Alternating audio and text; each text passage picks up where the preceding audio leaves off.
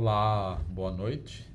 Sejam todos bem-vindos a mais um encontro, uma oportunidade de aprendizado da Escola Hopeful de Educação em Desastres. Hoje a gente recebe a professora Nadiana Marques. Eu vou passar a palavra para ela se apresentar e depois a gente começa a entrar em reflexões sobre o papel do profissional de serviço social no contexto dos desastres. Professora Nadiana, novamente obrigado pela disposição em vir conversar conosco. Eu pediria então que tu fizesse uma apresentação inicial. Eu até acrescentaria que se tu pudesse também desenvolver um pouco sobre o teu trabalho de doutorado, mestrado e doutorado, para quem estiver nos assistindo saber mais sobre a tua caminhada como pesquisadora. E depois a gente entra na reflexão, pode ser? Perfeito. Então, boa noite a todos e todas, comunidade Hopeful. Sou Nadiana, sou de Santa Maria, interior, do Rio Grande do Sul. Sou professora aqui da Universidade Federal de Santa Maria desde 2018. Concluí meu doutorado pela PUC ano passado, e venho me dedicando aí ao tema dos desastres, nos últimos anos, aproximando, para a categoria do serviço social, profissional do serviço social, aí numa caminhada já de 10 anos, Abner. Venho também de uma realidade, um contexto, de uma cidade que viveu um desastre, em 2013, e a qual impactou toda a comunidade, enfim, foi algo desafiador, para os profissionais, e na época, quanto profissional residente da residência multiprofissional em saúde mental, também tive muitos desafios, nesse momento, assim, de intervenção, de apoio, enfim, e foi a partir daí, então, que começo a pensar nessa prática do serviço social com relação ao contexto dos desastres, E entrando, então, aqui dentro dessa proposta, dessa live, que é mais uma conversa, Abner, assim, o serviço social, ele tem, dentro do Código de Ética Profissional, então, já essa premissa, de intervenção, atuação em situações, lá denominadas quanto calamidade pública, participação em programas de socorro, atendimento e defesa de interesse e necessidades da população, dentro dessa perspectiva. E apesar de não termos ainda não termos, assim, algo que estabeleça exatamente, alguma normativa que estabeleça a atuação do serviço social em desastres, Eu digo isso a nível de conselho federal, enfim, que tem, dentro dessas categorias tem, essa intervenção. Temos alguns diálogos, algumas aproximações, que trazem, então, essa relação do trabalho do assistente social, já que nós nos inserimos nas políticas públicas, O assistente social hoje está inserido na política de saúde, na política de assistência, na previdência, instituições, ONGs, instituições privadas. E quando acontece um desastre, o profissional de serviço social, ele acaba sendo acionado, assim como outros profissionais, principalmente inserido dentro dessas políticas públicas, Porém, os meus estudos, observa-se que os assistentes sociais, eles estão sendo inseridos muito no momento que acontece o desastre, Muito no perfil emergencial ali, para acompanhar as famílias, para ver questões de programas e benefícios, E tenho trazido algumas discussões, assim, dentro das competências técnicas, do que refere-se à profissão, de que o serviço social ele poderia estar se inserindo em outras dimensões do desastre, Desde da parte da educação em desastre, porque somos profissionais que trabalhamos com famílias e comunidades, estamos no território, inseridos dentro dessas políticas públicas, então Poderíamos trabalhar desde a prevenção, educação, dialogando com essas comunidades, né, desde a parte do planejamento, porque o assistente social, ele tem essa característica que não é só o atendimento, né, o atendimento direto à população, mas sim a questão de abordar também a expertise, né, de programas, né, de estar inseridos dentro dessas políticas públicas e entender, né, como elas se operacionalizam e também na construção dessas políticas públicas. Né? E quando a gente... Desculpa. Pode falar. Antes de tu seguir o raciocínio, eu gostaria de tentar fazer uma ponte entre a tua experiência pessoal e profissional e essa reflexão que tu traz quanto à prática do profissional. Antes da tua atuação ali no incêndio da Boate Kiss, como profissional, aquela época, tu vislumbrava essa presença, participação no contexto dos desastres? Em algum momento na formação, tu tinha identificado profissionais, tido acesso à literatura que chamava, e daquela experiência até os dias atuais, o serviço social se debruçou a refletir sobre a sua presença? Eu queria que você pudesse trazer essa tua experiência pessoal. O que acontece, né? Nós temos hoje, quando eu me insiro, né, no contexto lá do desastre Boate Kiss, eu venho de uma formação de 2009, me formo em 2009, né? Eu não tive contato com essa temática, né, durante a minha formação, até porque pouco falávamos de desastre. Apesar deles acontecerem sempre, pouco falávamos dele num contexto social mesmo, como hoje é dialogado na mídia, né, publicizado em artigos, pesquisas. Eram poucos grupos que se debruçavam e muito relacionados às questões ambientais, né?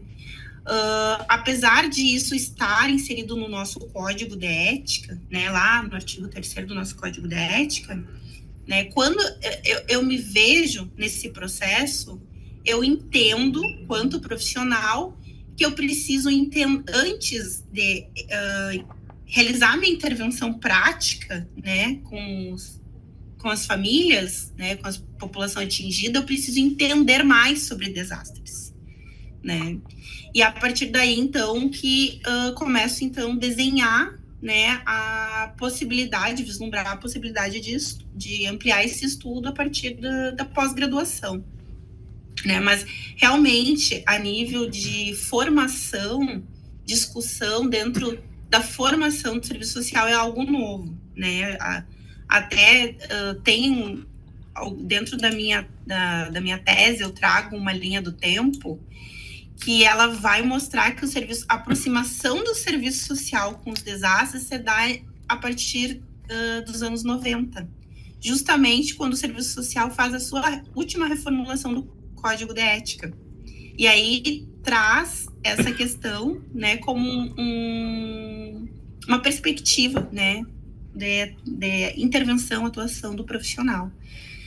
E isso acontece, né, então ele vai evoluindo, mas a partir da pandemia, eu percebo que ela se torna algo mais dialogado, né, entre a categoria profissional. Porque até então, eu acredito que nós não nos inseríamos, mas talvez não entendíamos muitas vezes a questão do contexto do desastre, né? Porque, assim, só para elucidar, né, Abner, por exemplo, eu sou uma trabalhadora, uma profissional trabalhadora da política de assistência, né? A assistência, geralmente, ela é muito demandada da Defesa Civil quando acontece um desastre, né? Então, até então, o trabalho do assistente social, ele ficava muito nessa questão, assim, do imediatismo, né? De ações mais focalizadas. E hoje, né, essa discussão, que também está sendo amparada dentro do Conselho Federal, dentro dos conselhos regionais, é um alerta, né, para a profissão, para que a gente não recaia sobre ações imediatistas e focalizadas. Então, temos a capacidade, né, de também analisar quais são as reais demandas da população, porque a gente entende que muitas vezes no contexto de desastre, as ações, elas não são voltadas dentro das demandas e necessidades da população, e muitas vezes com um viés mais político. Então, o serviço social também tem, né, dentro da sua construção, que nem eu digo, estabelecer a dignidade humana, a justiça social, reforçar esses princípios, né? E num contexto de desastre, a gente precisa analisar essas ações para que elas não sejam apenas imediatistas, né, e focalizadas, mas sim dentro das demandas e reais necessidades da população. E aí estabelecer alguns alertas, né? Também entender que não é um trabalho voluntário, né, que a gente precisa sim estabelecer como um trabalho profissional. Muitas vezes os profissionais são chamados, assim como outros, né, num contexto amplo do voluntariado, mas entender que ele precisa ter uma continuidade. Então, o serviço social ele precisa estar articulado com os movimentos sociais, com o controle social, com os desdobramentos que o desastre, né, vai trazer para esse contexto social dessas comunidades e dessa população afetada. Eu até trouxe, não sei se temos um tempinho, né? Temos. Eu trouxe um estudo, Abner, bem interessante, que foi publicado em 2015 numa revista vinculada à Federação Internacional de Serviço Social, tá? International Social Work, tá? Esse artigo, ele fala sobre o trabalho dos assistentes sociais na China, do norte da China, num terremoto que acontece em 2008, tá? E a partir desse terremoto, né, 1.000 assistentes, que acaba levando quase 9.000 óbitos, enfim, 10.000 pessoas ficam soterradas, né, é um dos terremotos considerados com maior magnitude, assim. E 1.000 assistentes sociais são acionados para atender a comunidade, né? E o que esse estudo ele aponta, assim, importante, né? Que é um pouco do que a minha tese acabou avançando, né?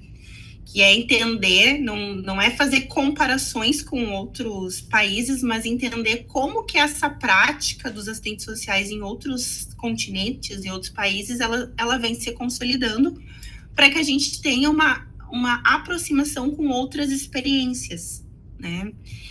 E uma das questões que eles trazem é que também, né, o serviço social na China, até o momento desse desastre, em 2008, eles não tinham uma aproximação teórica, né, na formação. Então, existe uma preocupação da categoria de começar a inserir isso dentro da formação dos assistentes sociais, né? E eles começam a analisar, então, a necessidade e reconhecer a necessidade, né, das respostas e das emergências a essa situação. Então, quais são as respostas que precisam ser efetivadas, né? E eles criam um modelo de integral, né? Eles criam uma metodologia, que é uma proposta de integral de apoio pós-desastre, com foco no apoio psicossocial. Então, eles fazem, a partir daí, capacitação e formação continuada, treinamentos, integração entre outras áreas, né? Psicólogos e assistentes sociais, para entender mais sobre processos de trauma, primeiros cuidados, primeiros socorros psicológicos, né, pensar em metodologias participativas, reconhecimento da cultura e dos saberes locais. Então, entender também qual é as expressões emocionais e os ritos locais. Então, porque cada local, cada comunidade também vai ter um rito com relação a esse luto, né? E cada comunidade vai expressar.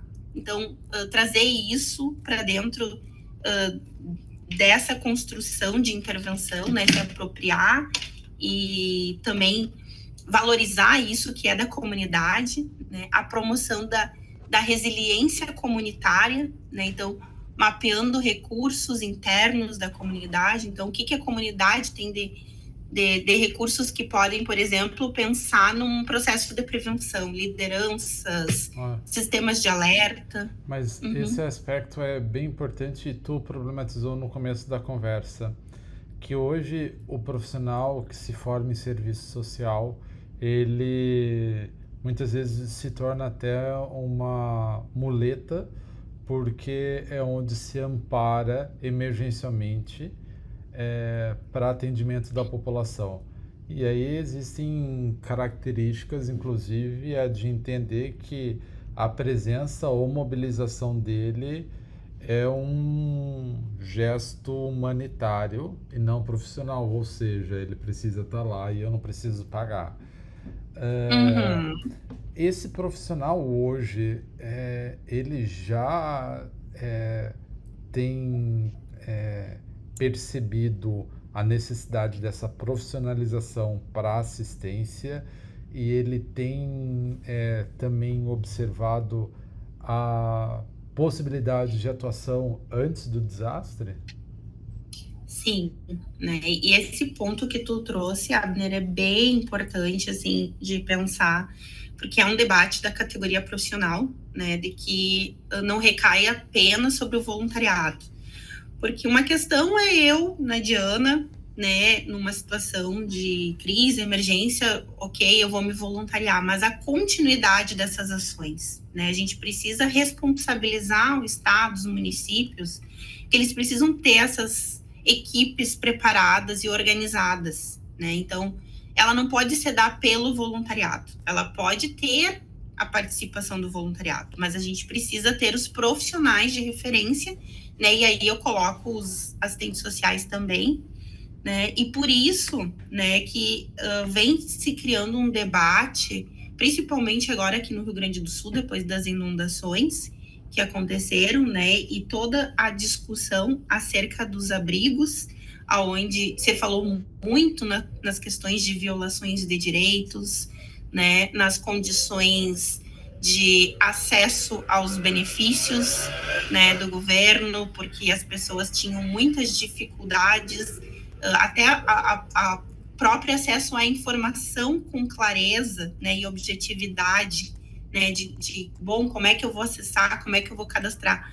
Então, são pontos importantes que você está falando, né, que está relacionado ao trabalho do assistente social, né? Não estou dizendo que é exclusivo do serviço social, porém, é um trabalho que já fazemos no cotidiano,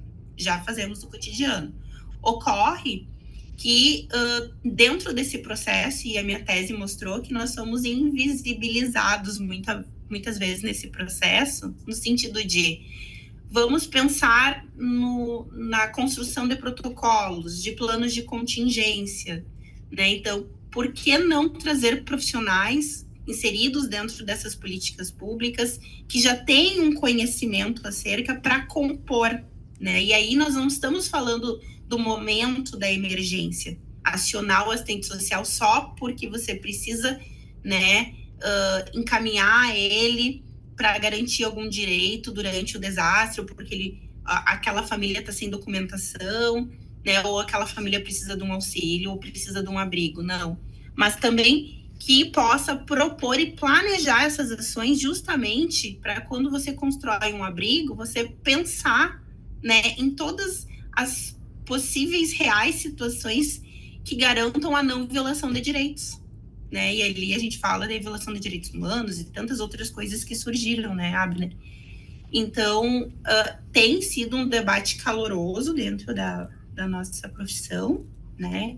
Tenho puxado bastante também, né, isso para dentro da categoria, no sentido de que temos que começar a dialogar mais na formação, né?